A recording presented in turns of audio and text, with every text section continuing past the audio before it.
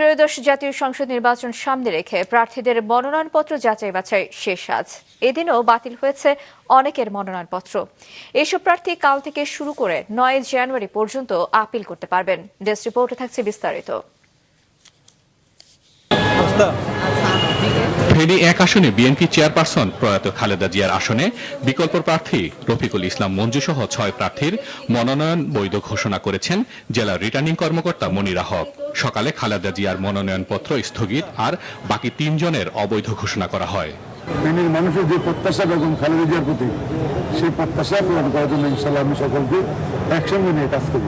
দিনাজপুর 3 আসনে BNP chairperson Begum Khaleda জিয়ার মনোনয়ন স্থগিত করা হয়েছে।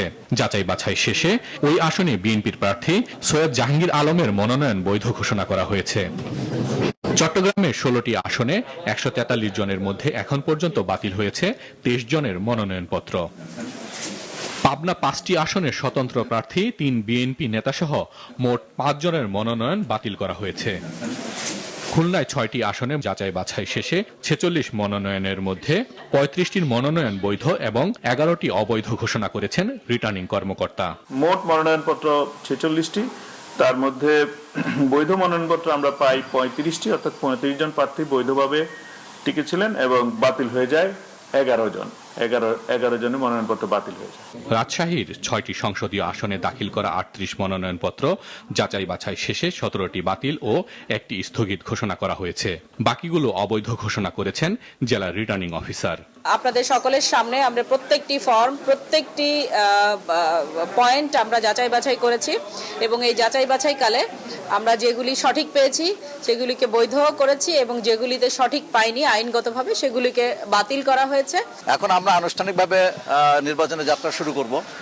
তো নির্বাচন আচরণবিধি যেটা আছে সেটা আমরা মেনেই নির্বাচনী কার্যক্রম চালাবো ইনশাআল্লাহ, যেভাবে আছে আর কি।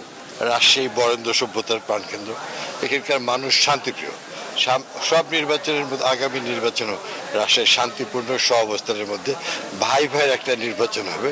জনগণ সকল ক্ষমতার উৎস, তারা যাকে নির্বাচিত করবে তারা জনগণের সেবা করবে। নোয়াখালী 6টি আসনে 47 প্রার্থীর মনোনয়ন বৈধ, বাতিল করা হয়েছে 15 জনের। যশোরে 6টি আসনে 17 এবং মুন্সিগঞ্জে 3টি আসনে 6 জনের মনোনয়নপত্র বাতিল হয়েছে। ব্রাহ্মণবাড়িয়ায় 3টি আসনে 36 প্রার্থীর মধ্যে বাতিল হয়েছে 7 প্রার্থীর মনোনয়ন, তারা সবাই স্বতন্ত্র। আগামী সংসদে আমাদের সংবিধান সংস্কার হবে, তার ভিত্তিতে বাংলাদেশ পরিচালিত হবে। কাজে সেই একদম গুরুত্বপূর্ণ একটা সংসদে সবাই যাতে ভোট দিতে পারেন সেই পরিবেশ রক্ষা করা।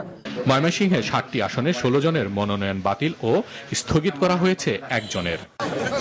কিশোরগঞ্জে 3টি আসনে 32 প্রার্থীর মধ্যে 14, নরসিংদীতে 3টি আসনে 4 এবং মানিকগঞ্জে 3টি আসনে 9 প্রার্থীর মনোনয়ন অবৈধ ঘোষণা করেছেন রিটার্নিং কর্মকর্তা। সিরাজগঞ্জে 4, 5 ও 6 সংসদীয় আসনে 26 প্রার্থীর মধ্যে 5 জনের মনোনয়নপত্র বাতিল ও 1টি স্থগিত হয়েছে। ভোলার 4টি আসনে 7 জনের মনোনয়নপত্র বাতিল করা হয়েছে। শেরপুরে 3টি আসনে 15 প্রার্থীর মধ্যে 5 জনের মনোনয়নপত্র বাতিল করেছেন রিটার্নিং কর্মকর্তা। হাসান মেহেদী, মাছরাঙ্গা নিউজ ডেস্ক।